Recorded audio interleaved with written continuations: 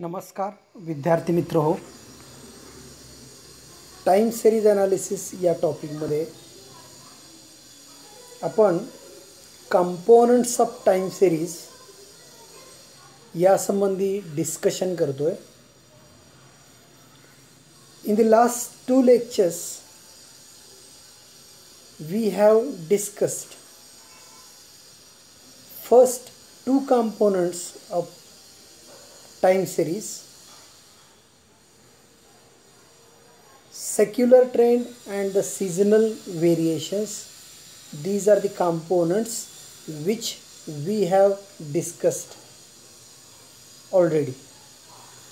Today we will discuss third component, and that is cyclical variations. तर cyclical variations म्हणजे काय आणि time series ॲनालिसिसमध्ये अशा प्रकारचे व्हेरिएशन्स येतात, त्याला त्याचं ॲनालिसिस करत असताना त्याचं सिग्निफिकन्स काय, त्याचं महत्त्व काय यासंबंधी आपल्याला चर्चा करायचं. एक एक मुद्दा मी आपल्यासमोर स्पष्ट करत जातो. The oscillatory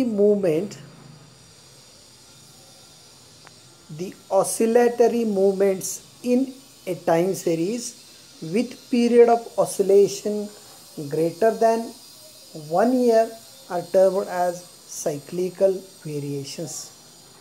तो ऑसिलेटरी मूवमेंट्स म्हणजे ज्याच्यामध्ये चढ उतार होतात, अशा प्रकारचे बदल आहेत. त्या व्हॅल्यूज कधी कमी असतात तर कधी जास्त असतात. ऑसिलेशन्स म्हणजे चढ उतार. जसं डोंगरदऱ्यामध्ये आपल्या लक्षात येते की एखाद्या डोंगराचा सुळका वरती गेलेला असतोय, परत दरी असते ती खाली गेलेली असते. अशा पद्धतीचे चढ उतार जर असतील टाइम सिरीजच्या व्हॅल्यूजमध्ये बदलणारे, पण हा जो पिरियड ऑफ ऑसिलेशन आहे म्हणजे कमी झाल्यानंतर वाढ होणं आणि पुन्हा कमी येणं, हा जो बदल आहे त्याच्यामध्ये जे सायकल आहे, ते जे चक्र आहे, ते पूर्ण होण्यासाठी ज्याचा कालावधी 1 वर्षापेक्षा जास्त असतो, असे जे मुवमेंट्स आहेत त्याला सायक्लिकल व्हेरिएशन्स असं म्हणतात. सीझनल व्हेरिएशन्समध्ये आपण पाहिलं त्याच्यामध्ये सुद्धा ऑसिलेशन्स असतात, पण त्यांचा कालावधी 1 वर्षापेक्षा कमी असतो. त्यामुळे याची डेफिनेशन देताना कशा पद्धतीने दिलेली आहे पहा. The oscillatory movements in a time series with period of oscillation greater than 1 year are termed as cyclical variations. The cyclical fluctuations, though more or less regular, are not necessarily with uniform period.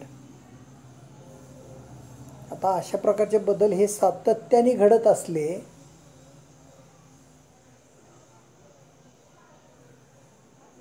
म्हणजे अचानक काही घडून येत नाही त्याच्यामध्ये. It doesn't happen suddenly. म्हणजे उदाहरणार्थ आज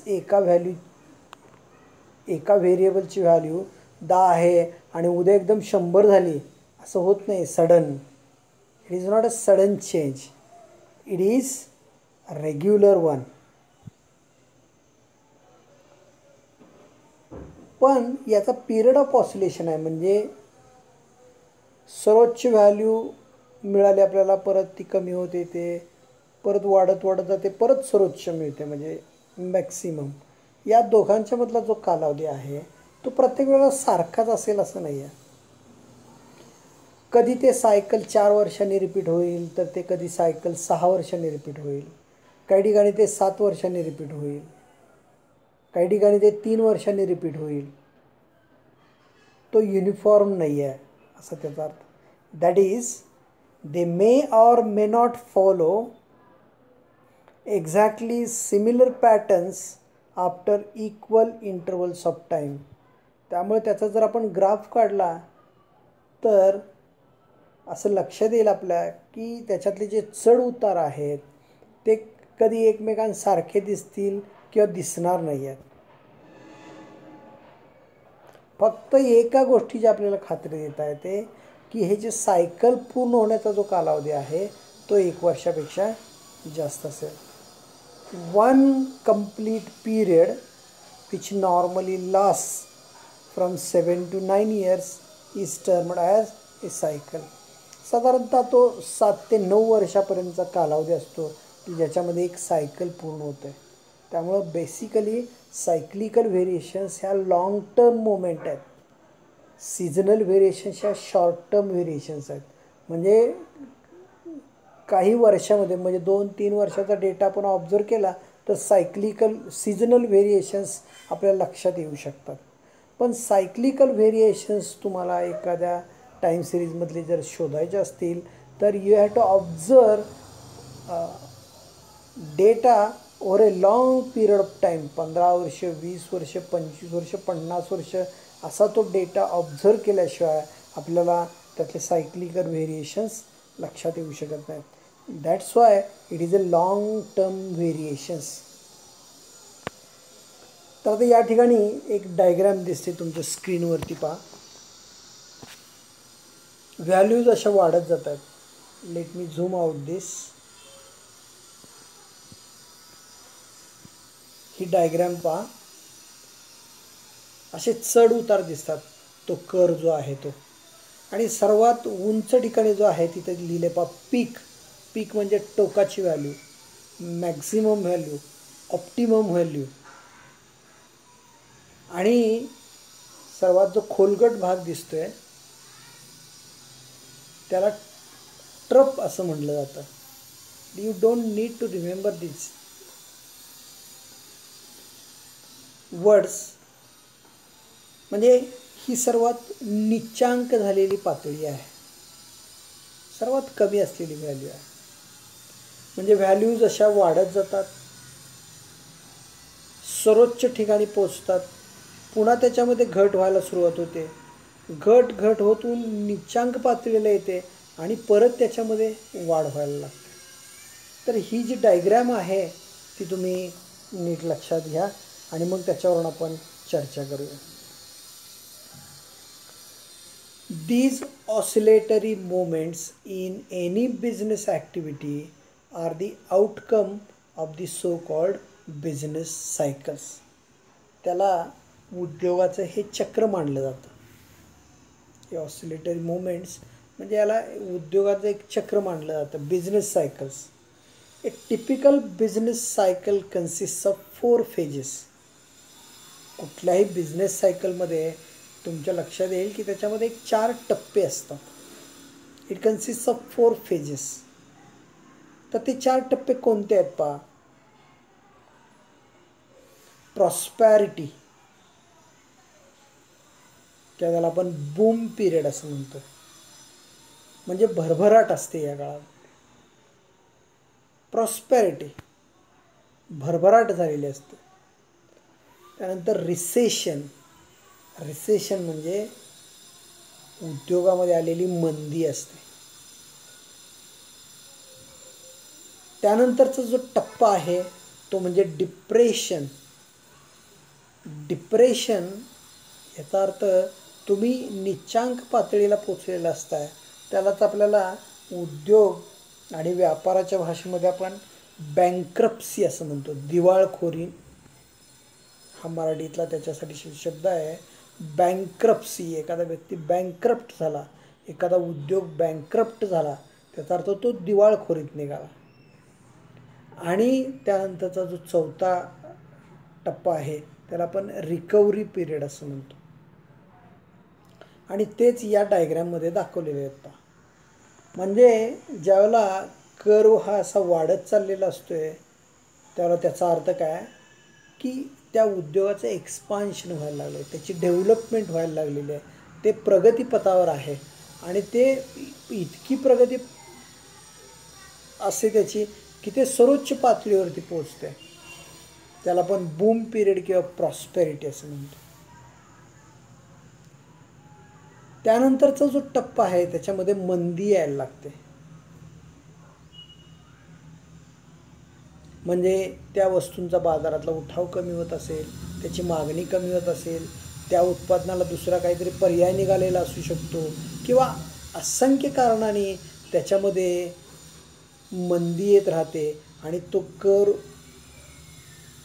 असा उतरता खाली यायला लागतो. म्हणजे तो उतरत उतरत इतका खाली येतोय की तो त्याच्या नीचांक पातळीवर येतो. म्हणजे त्या कालावधीमध्ये तो उद्योग जवळजवळ बंद करण्याच्या स्थितीला आलेला असतोय. त्याला आपण दिवाळखोरीची परिस्थिती किंवा त्याला टोटल डिप्रेशन किंवा बँकरप्ट असं म्हणू शकतो. मग अशा केसमध्ये तुम्हाला माहीत आहे कॉमर्स अँड मॅनेजमेंटमध्ये तुम्ही याचा जर अभ्यास केला असेल तर अशा प्रकारचे जे उद्योग असतात ते काय केलं जातं, ते बंद करून ते हँडओव्हर केले जातात. म्हणजे ते दुसऱ्या उद्योगांना, उद्योग संस्थांना, बिझनेस हाऊसेसना ते विकले जातात आणि मग त्याच्यामध्ये रिकव्हरी सुरू होते.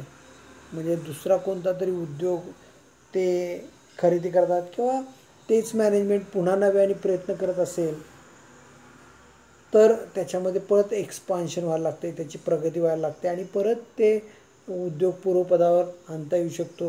म्हणजे हे जे चढउताराचं जे सायकल आहे त्याच्यामुळं व्हेरिएशन्स टाईम सिरीजमध्ये घडून येतात. प्रॉस्पॅरिटी पिरियडमध्ये you will find the values at the peak आणि परत कमी जायला लागतील आणि बँकरप्सीमध्ये त्या व्हॅल्यू एकदम त्याच्या लोवेस्ट पॉईंटला पोचलेला तुम्हाला आढळून येतील. तर अशा प्रकारचे जे व्हेरिएशन्स आहेत याला ऑसिलेटरी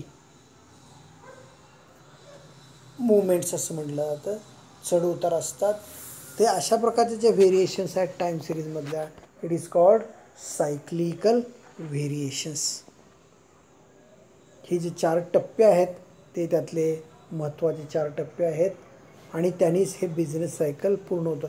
म्हणजे एका पीकपासून ते दुसऱ्या पीकपर्यंत किंवा एका ट्रपपासून दुसऱ्या ट्रपपर्यंत, म्हणजेच एका नीचांक पातळीपासून दुसऱ्या नीचांक पातळीपर्यंत किंवा एका पीक पिरियडपासून ते दुसऱ्या पीक पिरियडपर्यंत याला आपण एक सायकल असं म्हणतो. एक चक्र पूर्ण झालं असं त्याला आपण म्हणत असतो.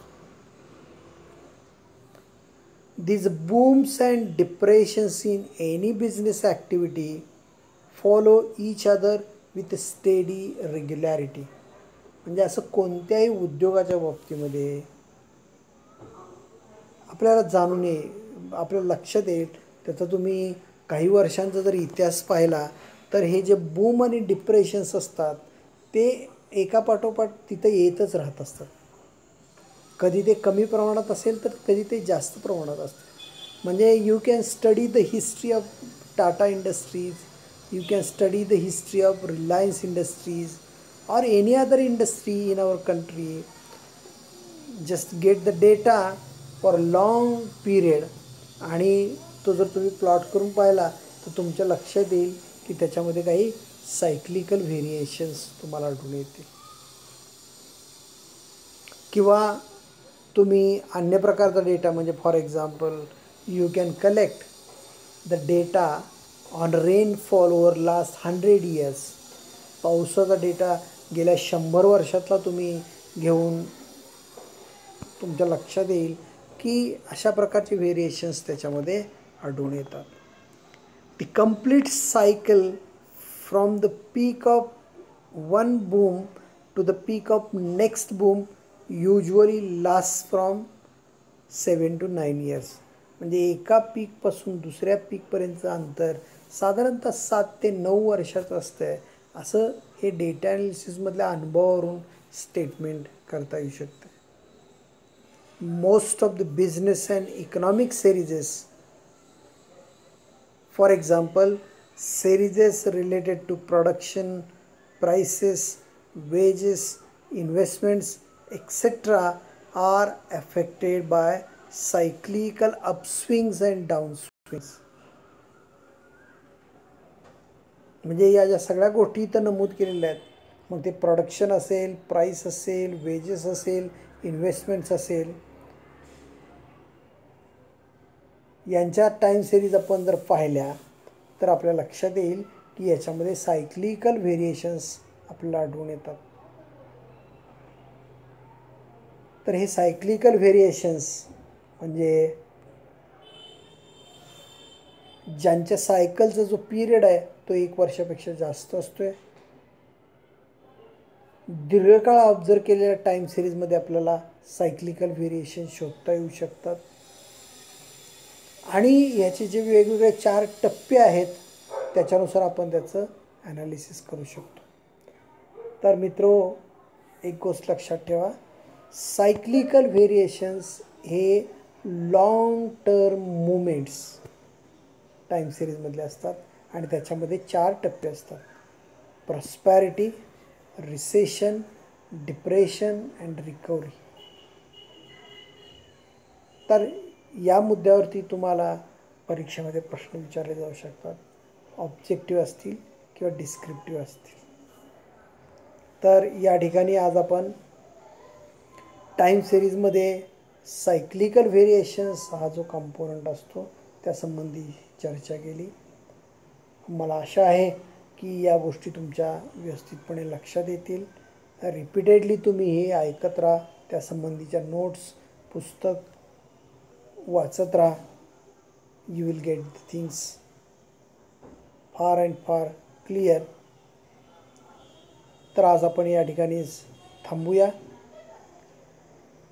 शेवटचा कंपोनंट आहे तो आपण पुढच्या लेक्चर्समध्ये पाहणार आहोत. Okay, see you, have a nice day.